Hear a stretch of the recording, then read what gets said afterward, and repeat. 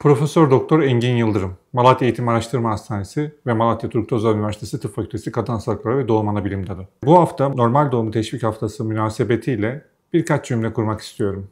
Vatandaşlarımız normal doğumun gelişimin süreci boyunca insanların üremesi ve sağlıklı nesiller dünyaya getirebilmesi için tek ve gerçek yol olduğunu bilmesi gerekir. Normal doğum ulusal sağlık politikası meselesi olup bu politikanın Sağlık Bakanlığı ve sağlık yöneticileri tarafından desteklendiğini hatırlatmak gerekir. Normal doğum, sağlıklı nesillerin dünyaya getirildiği, kendiliğinden başlayan bir süreçtir. Bu süreç, anne ve bebeğin nesiller boyunca sağlıklı bir şekilde yetişmesini ve anne adayların geri kalan ömürlerini sağlıklı şekilde sürdürebilmesini sağlar. Normal doğum, kendiliğinden yani spontan olarak başlayan bir süreçtir. Birkaç saat ile bir gün kadar süren ağrılı ancak sonu mutlulukla biten bir doğum süreci bekler hastalarımızı. Bu süre zarfında annelerimiz hem doğumun kendilerine sağladığı psikolojik ve fiziksel tatmin hem de çocuklarımız dış ortama hazır, alerjiden uzak bir geleceğe merhaba der. Normal doğumu başlatan en önemli faktör annemizin gebelik süresince yaşadığı ve karnında geliştirdiği bebeğin oluşturduğu bir gerilimdir. Aynı zamanda normal doğumu başlatan en önemli faktör plazenta dediğimiz bebekle beraber büyüyen ve çeşitli hormonların salgılandığı bebeğin doğum ekidir.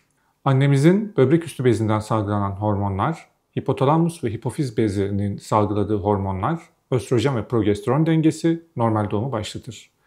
Bebeğin hipotalamus ve hipofiz bezinden salgılanan hormonlar, bebeğin anne karnında bulunduğu pozisyon ve doğum yolunda salgılanan çeşitli inflamatuar faktörler normal doğumun başlangıcını sağlar. Başlayan normal doğum süreci çeşitli nedenlerle aksadığında alternatif olarak sezaryen doğuma gidilebilir ama asla normal doğumun alternatifi sezaryen olarak kabul edilmemelidir. Sezaryen doğum bir cerrahidir ve kendisiyle beraber çok büyük komplikasyonları yanında getirir. Sezaryen doğum esnasında oluşacak kanamalar ve bebeğin yaşadığı travma normal doğumla kıyaslanamayacak kadar yüksektir ve bu nedenle annenin hayatı ve bebeğin hayatı bazı durumlarda riske girebilir. Normal doğum süreci başladıktan sonra bebeğin dış hayata hazırlandığı ve alerjilerden korunduğu biyolojik ve inflamatuar süreçler çocuğun gelişimini hızlandırır.